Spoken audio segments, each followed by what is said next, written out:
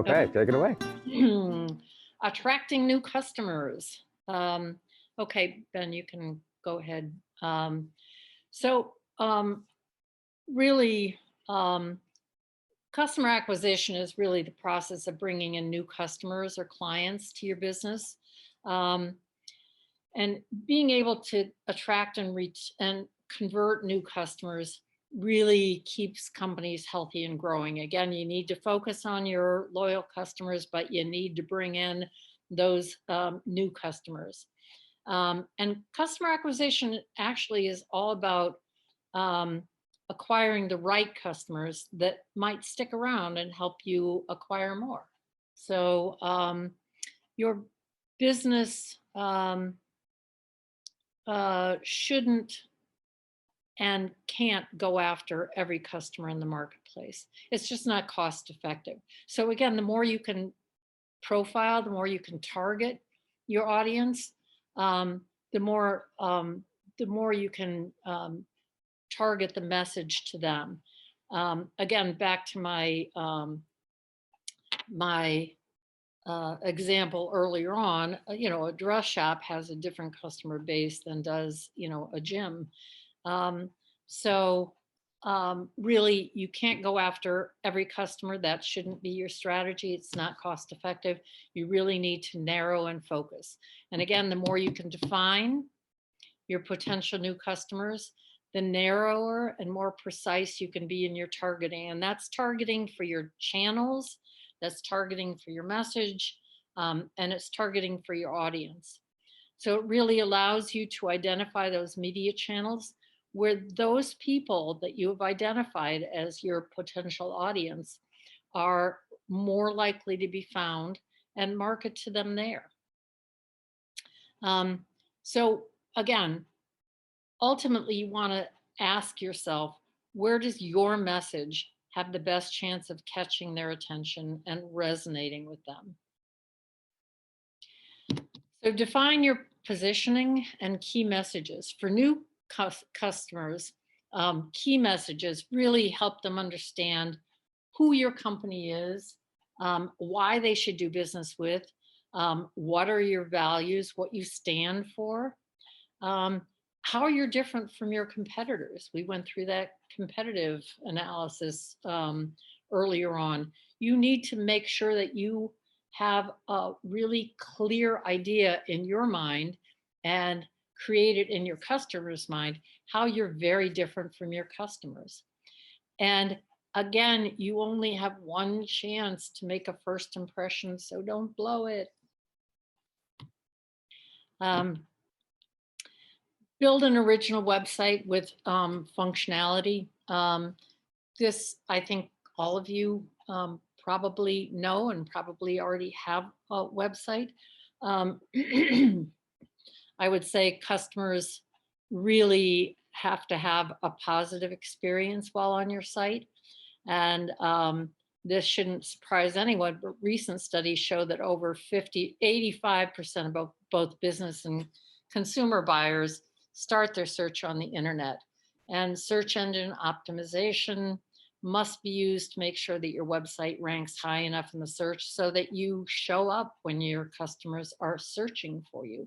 And, on your website, I would go through and do what I had you do with your competitors' websites. Go through it every now and again as if you haven't seen it before, as if you are seeing it with new eyes, as if you are a new customer, and see if it delivers the brand message that you think it should. If you think it's easy to navigate, what do you think it says about your company? I mean, has nobody looked at your website in 3 years? Is there content on there from a sale you had 6 months ago? Really look at your content on your website and make sure that it's providing that positive experience that you want your customers to have. Social networks. They can be really helpful in reaching new customers, and it really gives you an opportunity to engage customers. You can build trust by showing the personal side of your business. I'm on Facebook with several people or businesses that I do business with. And it's a little more personal. It's a little more showing me who they are as people. Um, Customers also use social media platforms to ask questions, to register complaints, and to attempt to resolve product issues. So it is critical that you be listening. It is critical that you respond, um, and that you are monitoring those platforms for anything that a customer may have to say about you, so that you can, if there's an issue, you can respond to that issue.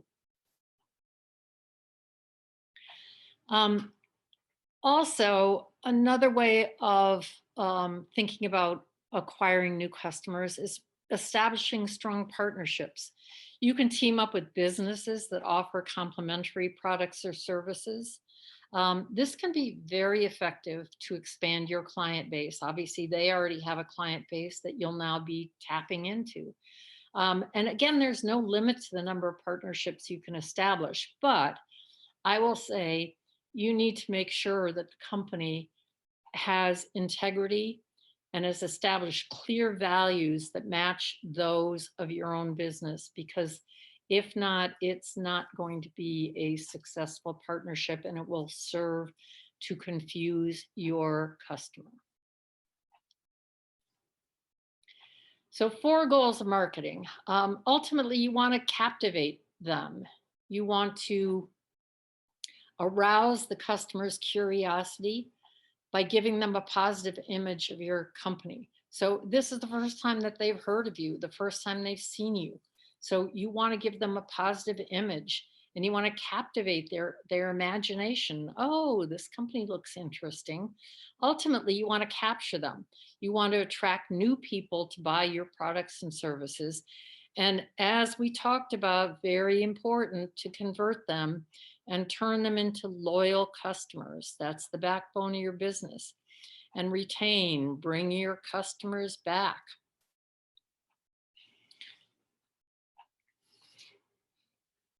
So ultimately, you want to turn people into loyal customers. So if you have a new customer, you can start including them in your email marketing conversations or your newsletters. Inform them on what's happening with your company, updates on your business. Keep them connected and engaged about what's new with your business and what will drive sales. Also really important to ask your customers, how did you hear about us? You're spending all this money on different messaging, different target audiences, different channels. It's really important to ask them, how did you hear about us? And if you start hearing one channel over another, that's a winner. Ultimately, ask for referrals. Always monitor the volume of messages sent. I have so many companies that I have unsubscribed from because they just opened the floodgates and filled my email mailbox full of messages that I didn't ask for, I didn't want.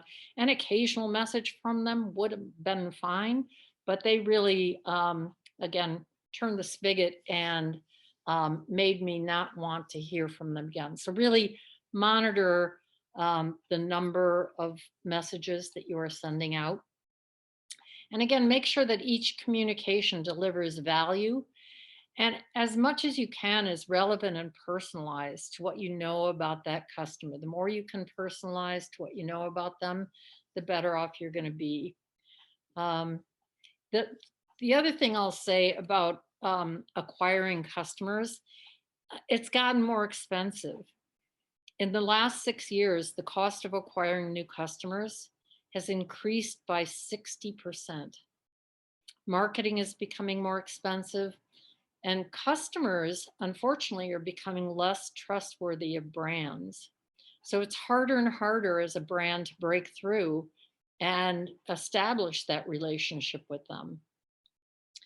So, and if you have trouble identifying your potential customers or who your target audience is, think back on the time that you started your company and think about who your products or services you thought would appeal to. That answer reveals who is your target audience. So it's not so hard. Just go back and think about what it was you were trying to do when you started your company. Any questions for this section? I can't see the Q&A when I have the screen share up. So we have one question here for this segment, and it's probably a big one. So I don't know anything about SEO. Where do I even start? Oh, yeah. There are companies that will help you with it. There are companies that don't do anything but that. When my company put up its new website, we hired a company that all they do is SEO. And they had us do a series of, I thought, pretty interesting things. They had their 4 partners in our partnership, and they had us write down, they thought, the keywords that described our business.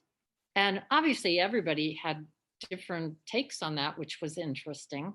And she took from that the ones that crossed over and that seemed best. And then working with Google, she looked at phrases that would pull, that if embedded into the copy of our website, would pull us to the top of that search. So it's really having the phraseology in your website that will play into SEO. It is not my area of expertise, and it was a real learning experience for me. I think the people who do it are great, but there are people who do nothing but SEO and can really help you there. And it's not that expensive. It's really not. So I think it's worth it, because if you have a website and your customers are searching for you and you're never coming up on the search, that doesn't do you any good. So you really need to, whether it's Berkshires and clothing or Berkshires and gym, whatever it is, you need to be able to be seen by your customers. So I would get somebody who does that. And again, it's not a huge outflow of money.